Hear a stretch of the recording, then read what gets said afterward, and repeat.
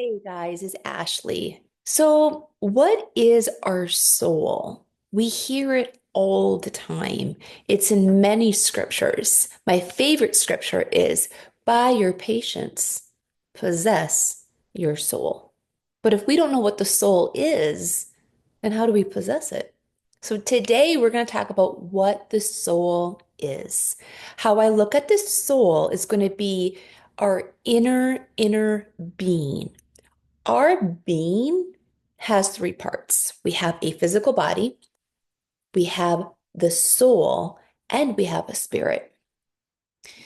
So, the soul, I see the soul as our mind, our will, and our emotions.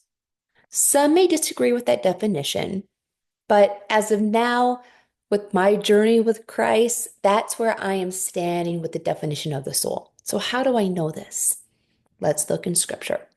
So the first thing I mentioned was our mind. Our mind. Go to Psalms chapter 139, verse 14. And I'll put all the Bible verses on the bottom. It says, I will praise you, for I am fearfully and wonderfully made. Marvelous are your works, and that my soul knows very well. So it says the soul knows.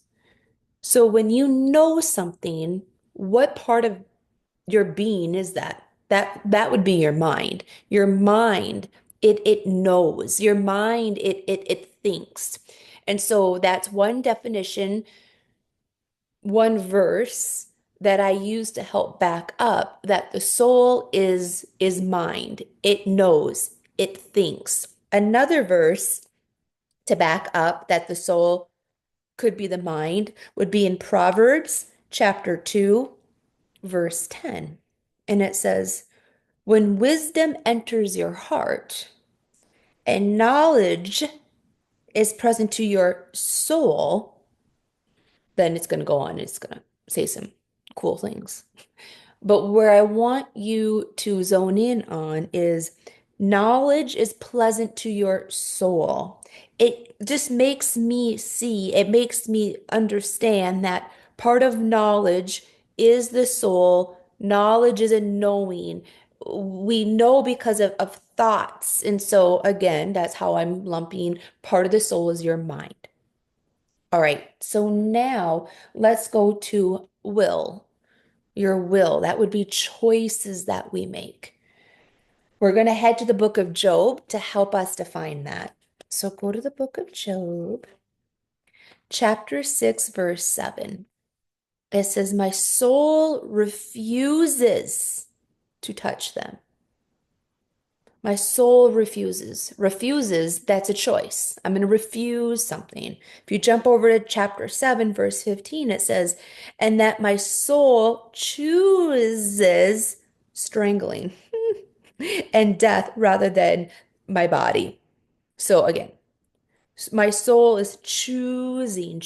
So that makes me feel confident that part of the soul is the will. And then finally, part of the soul is emotions. And we could look at Isaiah 61:10 and 1 Samuel 30, verse 6 to help us there. So let's go to 1 Samuel chapter 30, verse 6.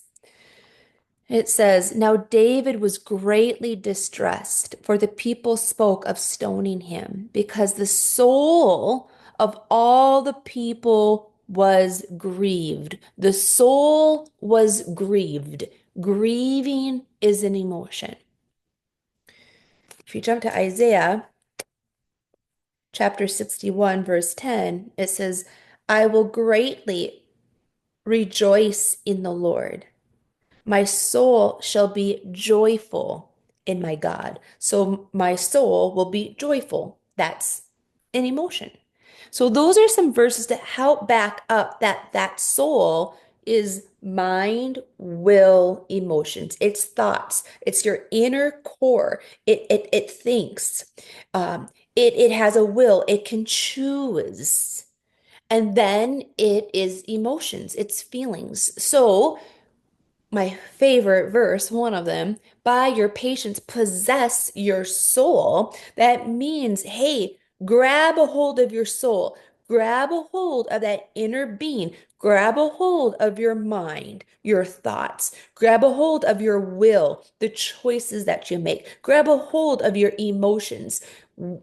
I can be very emotional. They can be all over the place, but I gotta like reel them in.